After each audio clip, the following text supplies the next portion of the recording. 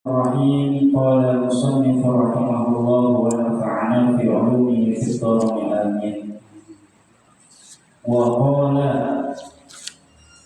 lam yusndika sapa kanjeng Nabi Muhammad sallallahu alaihi wasallam man sapa wong qala kang wis ngendika sapa man subhanallah ila akhirih. Rupanya mengucap subhanallah ila akhiriha sampai akhir. Ini berarti berkaitan dengan hadis yang di depan. Apa bunyinya? Subhanallah walhamdulillah wala ilaha illallah wallahu akbar wala haula wala quwwata illa billahil aliyyil azim. Nah, itu kaitannya dengan hadis yang di depannya kemarin. Tanatharat anhul khotoya, maka berguguran anhu dari man apa al khotoya, piro-piro kesalahan, wal dhunubu dan piro-piro dosa. Katanathari awraqis syajari, seperti bergugurannya piro-piro dedaunan pohon. Jadi orang yang mengucapkan kalimat subhanallah walhamdulillah wala ilaha illallah wallahu akbar wala haula wala quwwata illa billahil aliyyil azim, kan dikonekan dengan Nabi, orang yang membaca seperti itu akan berguguran kesalahan dan dosa-dosa seperti bergugurannya dedaunan yang ada di pohon. Ya, kita menyadari bahwasanya manusia itu tidak lepas dari yang namanya salah dan dosa. Dengan adanya pembersih, ya, kalau kita makan, setelah makan pasti ada sisa kotorannya. Kita hidup diciptakan sama Allah untuk beribadah. Dalam sela-sela beribadah kita ini ada juga melakukan satu kesalahan. Ada juga melakukan satu perbuatan dosa. Di mana itulah yang menjadikan kita ini merasa diri kita ini kotor dengan adanya kemaksiatan atau kesalahan. Di sini kanjeng Nabi Muhammad sallallahu alaihi wasallam memberikan satu informasi secara tidak langsung, wahai umatku, manakala engkau setiap hari melakukan satu kesalahan ataupun perbuatan dosa, ada satu resep di mana kau bisa membersihkan kesalahan dan dosa itu, yaitu dengan mengucapkan kalimat subhanallah walhamdulillah wala ilaha illallah wallahu akbar wala haula wala quwwata illa billah. Yang mana fadilah keutamaan subhanallah ila akhirih itu seperti apa? Ya, di sini katakan tanatharat anhul khotoya, bisa merontokkan kesalahan-kesalahan, wadhunub dan dosa-dosa. Kalimatnya di sini al-dhunub berarti jamak daripada dzambun dzambani dzunubun. Ya, kenapa seperti itu? Karena manusia ini dalam sehari semalam 24 jam tidak mungkin melakukan satu perbuatan dosa satu kali. Ya, adanya sholat 5 waktu juga. Ibarat kata kalau kita ini sholat 5 waktu tepat waktu dan 5 waktu itu dikerjakan, seperti kita dalam sehari mandi di depannya rumah kita ini ada sungai yang mengalir jernih. Kemudian kita setiap hari mandi 5 kali. Ini ibaratnya menggambarkan kalau badan kita ini sehari bisa mandi 3 kali aja badan kita bersih, apalagi sehari sampai 5 kali. Ya, kenapa? Karena metabolisme tubuh kita ketika melakukan satu kegiatan akan mengeluarkan yang namanya kering. keringat itu nanti menjadi daki dan lain sebagainya. Kalau sehari kagak mandi, tubuh kita bau asam. Begitu juga manusia. Kalau sehari dia nggak melakukan sholat, ya secara maknawi badannya bau. Bau karena apa? Karena meninggalkan kewajiban, yaitu beribadah kepada Allah. Selain ibadah juga di sini ada satu amalan, yaitu membaca kalimat subhanallah walhamdulillah sampai akhir. Ini tujuannya, fungsinya untuk membersihkan kesalahan-kesalahan yang kita perbuat dalam sehari semalam tersebut, dan kemudian bisa merontokkan dosa-dosa. Sama saja mengampuni dosa-dosa. Tapi dalam tanda kutip dosa di sini adalah dosa-dosa kecil. Katanya fari aurati saja, seperti bergugurannya dedaunan yang ada di pohon. Kalau lagi musim kemarau, itu pepohonan kagak ada daunnya. Kemana? Pada rontok. Fungsinya pohon itu merontokkan daun. Tujuannya untuk apa? Itu nanti larinya ke pelajaran MIPA biologi, ya. Ada mengenai itu. Tidak akan saya bahas di sini. Wa an Anas radhiyallahu anhu, dan dari Anas radhiyallahu anhu, anna Rasulullah sallallahu alaihi wasallam, bahwasanya Rasulullah sallallahu alaihi wasallam akhadha husnan, mengambil satu dahan atau memegang satu dahan. Akhadha, ya, husnan itu dahan yang ada di pepohonan. Fanafadhahu, kemudian Rasulullah menggoyang-goyangkan dahan tersebut. Falam yantafi, akan tetapi dedaunan tersebut ketika digoyang-goyangkan, daunnya kagak rontok. Tsumma nafadhahu, kemudian Rasulullah goyang-goyangin lagi, rontok apa kagak nih? Masih tetap kuat dedaunannya, kagak rontok-rontok. Padahal dedaunan tersebut ada yang sudah mulai menguak, menguning. Apanya? Dedaunan. Kalau sudah mulai menguning, otomatis kalau dirontok-rontok kayak gini, digoyang-goyang, pasti bakalan jatuh, bakalan rontok. Setelah 2 kali tetap kagak rontok, ya. Tsumma nafadahu fantafadha, kemudian akhirnya rontok juga lah itu dedaunan tersebut. Faqala Rasulullah sallallahu alaihi wasallam, kemudian Rasulullah bersabda, inna subhanallah walhamdulillah walhamdulillah wala ilaha illallah wallahu akbar, tanfudul khotoya kama tanfudus syajaratu waraqaha.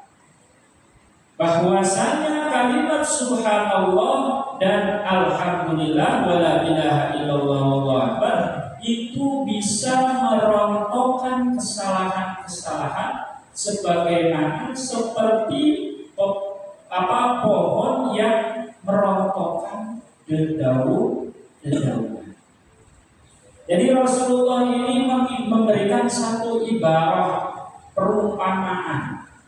Nih, kalau antum kepengen tahu, ya, ketika Rasulullah memegang dahan pohon itu, ini pepohonan macam-macam.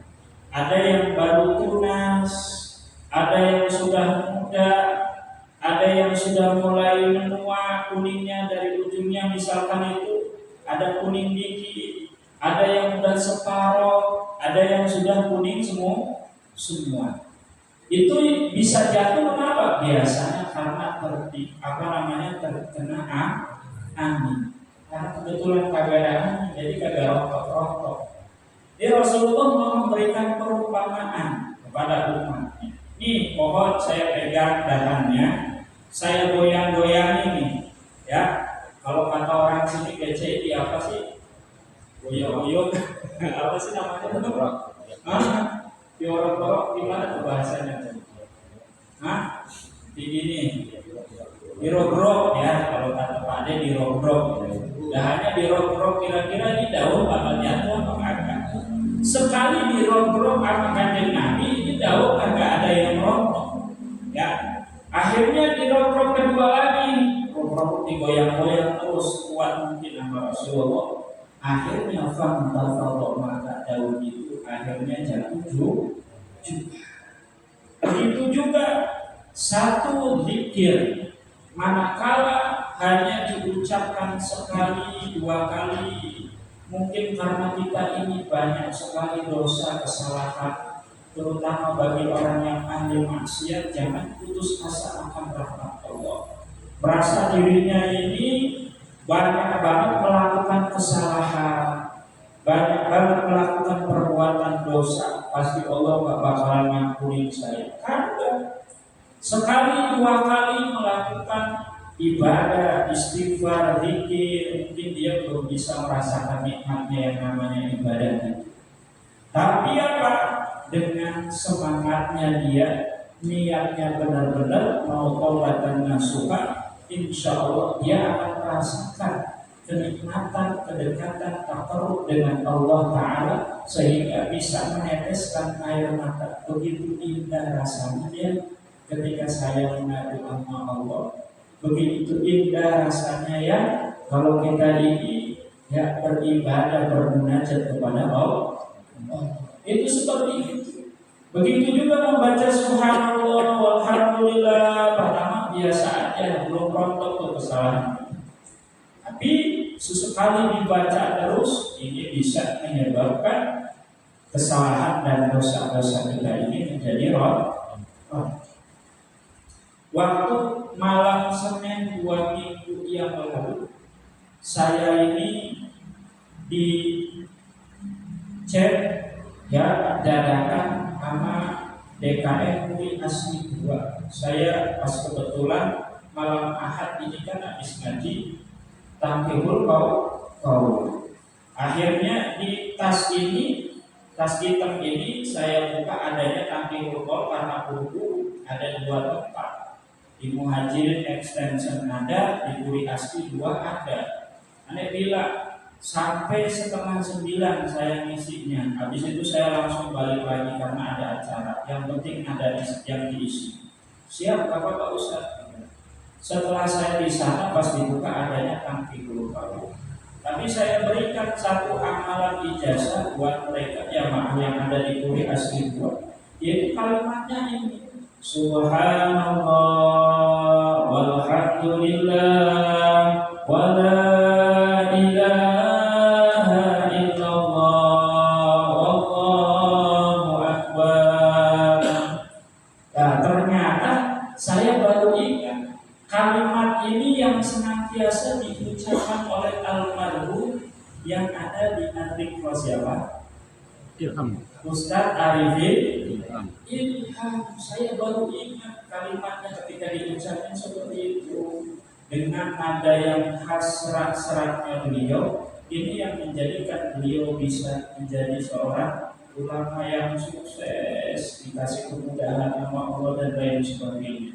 Di awal-awal kok disitu kan dikatakan maka lahu hajatun inda makhluqin falyaqif ala yaminihi wal yaqul hadhihi kalimat wa hiya subhanallah walhamdulillah wa la ilaha illallah wallahu akbar wa la haula wa la quwwata illa billahil aliyyil azim. Di sini janjinya Rasulullah, fa wa haqqi rabbi ma qalaha abdun illa qadallahu hajatahu allati yatlubuha kainan makana min umurid dunya wal akhirah wa la yamutu hatta yara maq'adahu fil jannah.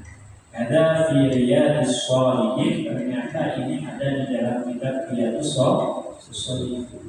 Di bapak-bapak kalau pengen ada satu hajat ya berhubungan dengan manusia, bapak pengen hajatnya supaya dimudahkan sama Allah, baca ya indah makhlukin, bahasanya indah makhlukin laisa indah khaliq, ya di sisinya makhluk. Kalau indah khaliq di sisi Allah, Allah langsung minta sama tapi ini ada hubungannya dengan makhluk. Supaya yang punya utang mau bayar, dibaca ini, diberikan ini, tapi dibaca ala yang ini di sebelah kanannya, dibacain masukin. Kita punya hajat apa sama orang itu, ya dibacain ini. Insya Allah nanti ini janjinya Rasulullah pakainya wawunya wawu kosam. Fawahaqqi Rabbi, maka demi hak Tuhanku, maqalaha abdun, apa yang dikatakan yang diucapkan seorang hamba, ya illa qadallahu hajatahu, kecuali Allah pasti akan memberikan atau memberikan hajatnya. Allati yatlubuha kabinan maka min umuri dunya wal akhirah. Ini membahas mengenai tentang masalah tasbih ternyata banyak problemnya. Saya sempat, saya punya ini, apa ini ceritanya saya ini macam-macam lah kalau saya bahas nanti berpanjang. Ya udah, ya ada hukum hadil ijazah. Saya berikan ijazah ini kepada anda. Mobil itu diterima rame-rame semua. Alhamdulillah. Selesai itu langsung saya balik dengan kecil. Alhamdulillah. Berarti ini kebetulan banget atau bagaimana ini ya bisa memberikan ijazah yang saya tidak kira-kira itu seperti manfaatnya. Ini ingatnya ternyata ini ijazah yang senantiasa sering dibaca sama Ustaz Arifin Ilham. Coba kita lihat sejarahnya beliau. Ya, beliau dari Kalimantan kemudian ke Jakarta, ya, dengan ininya dia itu biasanya itu ahli fikih, selalu mengajar fikih dan lain sebagainya. Dan hidupnya beliau masya Allah suksesnya luar biasa, hartanya melimpah, punya pesantren besar dan lain sebagainya. Itu subhanallah. Mungkin inilah yang diamalkan beliau sehingga dikasih kemudahan sama Allah sesuai dengan janjinya Rasulullah. Fawahaqqi Rabbi, ya maqalaha abdun illa qadallah hajatah. Kembali lagi, ya. Jadi di sini Rasulullah memberikan perumpamaan. Nih, kalau orang punya banyak dosa, sekali baca ini mungkin belum diampuni sama Allah. Karena dibaca berulang-ulang kemudian diumpamakan ketika Rasulullah ini ngorok-ngorok pohon, ini belum pada rokok. Kedua kalinya diorok-orok baru pada rokok. Itu seperti itu. Jadi kalau kita berzikir punya hajat sama Allah, jangan kayak orang ini tuh demennya, ya demennya itu apa sih orang sini bilangnya apa kalau demennya? Iya kayak gitu. Jadi kalau lagi ini moodnya doang, kagak istiqomah. Itu seperti itu. Kalau kita punya hajat, ya bila sini biar sampai di kabul sama Allah, itu seperti itu. Ya. Kemudian wa qala sallallahu alaihi wasallam, lan bismika sapa kanjeng Nabi Muhammad sallallahu alaihi wasallam, man utawi sapa wa qala Sulaiman qala kang wis ngucap sapa man subhanallah rabbiyal azimi ghulisat lahu biha aybi kulli marratin syajaratun fil jannah. Barang siapa yang mengucapkan kalimat subhana rabbiyal azimi, maka jawab syarat-syaratnya gurisat, pasti bakal ditanami lahu bagiman biha, dengan sebab mengucapkan kalimat subhanallah subhana rabbiyal azim bi kulli marrah, tiap kali membaca subhana rabbiyal azim syajaratun, satu pohon fil jannah, di surga. Kita hidup masih di dunia, tapi kita bisa nanam pohon di surga. Menurut kita kalau secara akal mustahil apa kagak? Kita sedang hidup di Bogor, tapi bisa nanam kayu jati di Kalimantan. Kira-kira masuk akal apa kagak? Bisa juga nyewa orang. Sekarang kan tinggal video call, ada orang, ada lahan kosong di sana 1000 hektar. Ya, tinggal beli apa? Tinggal beli bibitnya. Setelah tinggal beli bibitnya, orang yang di Kalimantan tinggal dihubungin nih bibit. Nanti saya kirim ke Kalimantan, tolong ditanam di hutan yang 1000 hektar itu. Ditanya di sini apa di Kalimantan? Di sini.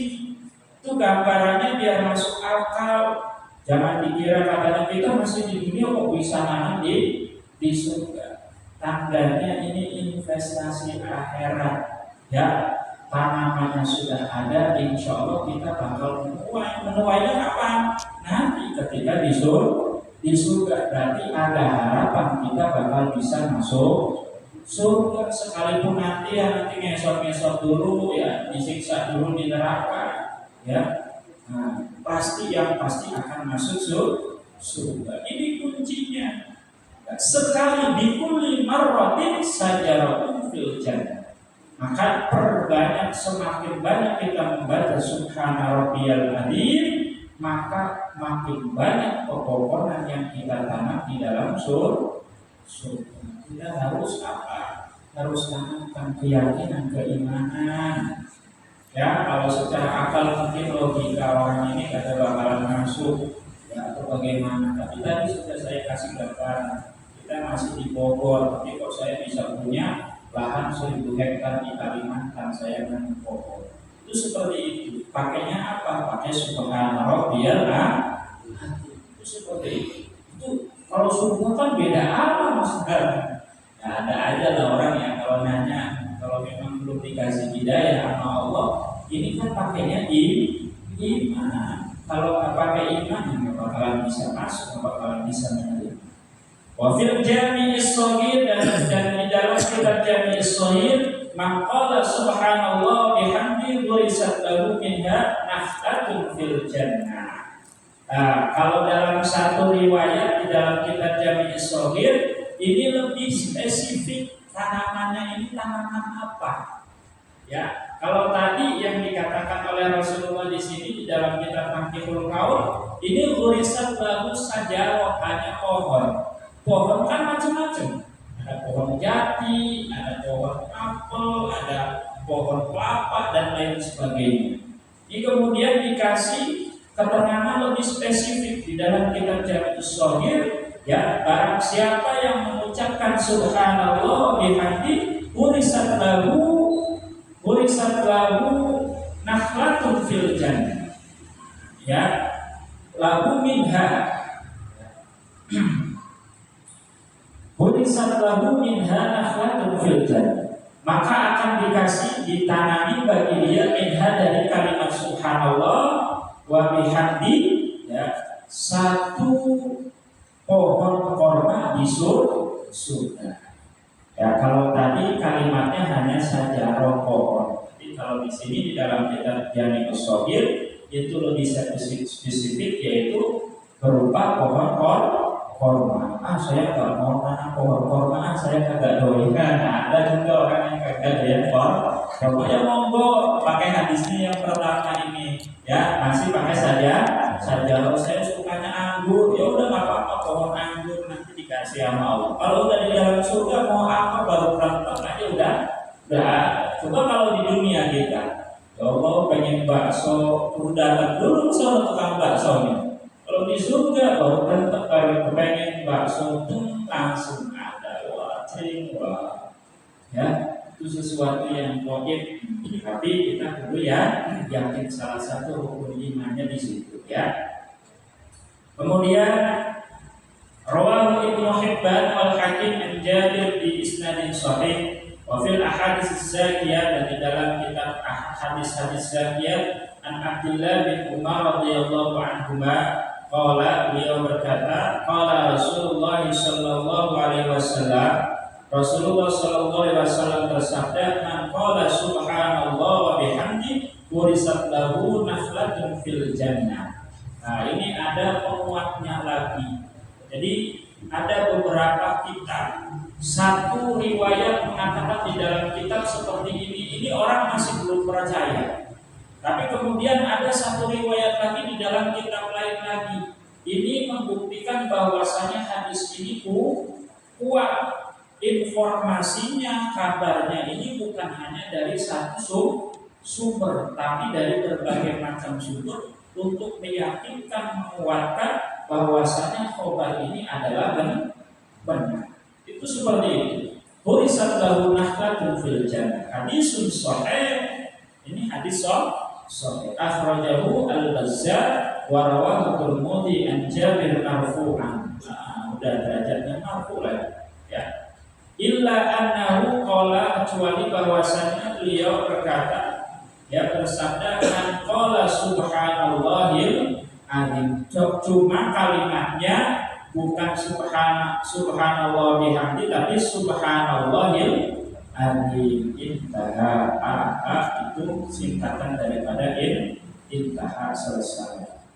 Kemudian waqala sallallahu alaihi wasallam, dan bismillah kosokokan Nabi Muhammad sallallahu alaihi wasallam, maqala subhana rabbiyal a'la, itu biasa dibaca ketika apa? Subhana rabbiyal a'la wa bihamdi, itu dibaca ketika sujud. Tapi di sini tidak ada wa bihamdinya, cuma subhana rabbiyal a'la. Boleh seperti itu, tidak ada salahnya. Ghafarallahu lahu, maka Allah pasti akan mengampuni lahu baginya, wa adkhalahul jannata, dan Allah akan memasukkan dia yang mengucapkan subhana rabbiyal a'la al-jannata, ing surga.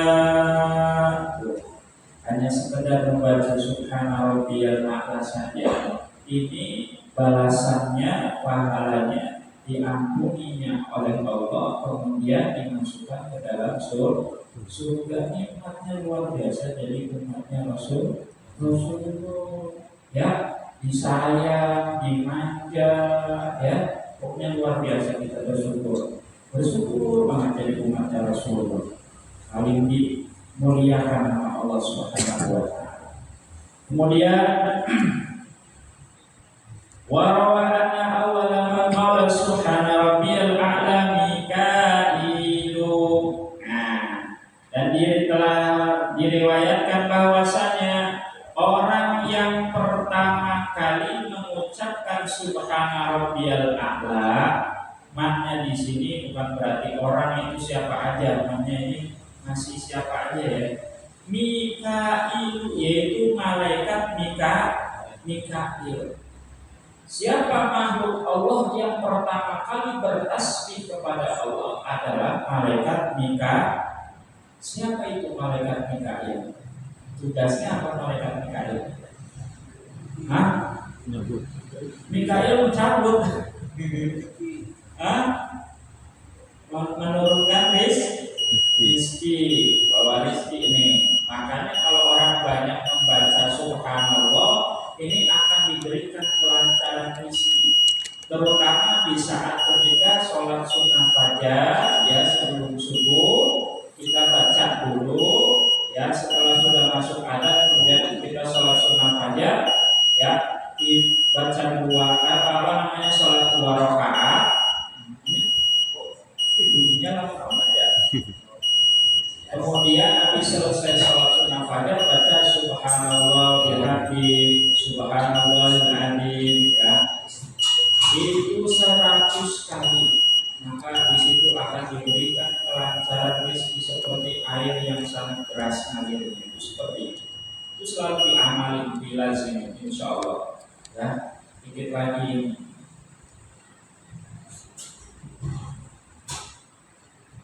Mana ya? Kada fi tafsiril khatib, sebagaimana diterangkan di dalam kitab Tafsiril Khatib. Jadi mengenai sumber bahwasanya makhluk Allah yang membaca tasbih pertama kali adalah malaikat Mikail, ini sumbernya di dalam kitab Tafsir Al-Khatib. Wa qala sallallahu alaihi wasallam, at-tasbihu yajlubur rizqa. Adapun tasbih, kalimat tasbih itu yajlubu ar-rizqa, bisa mendatangkan rezeki.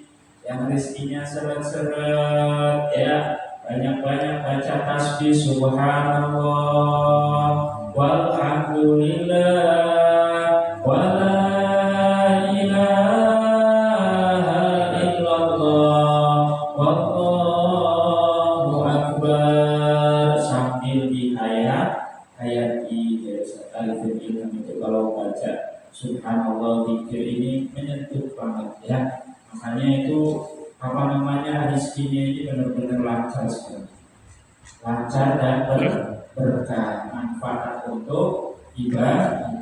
Wa qala sallallahu alaihi wasallam kalimatani khafifatani ala lisani thaqilatani fil mizan wallahu a'lam bishawab.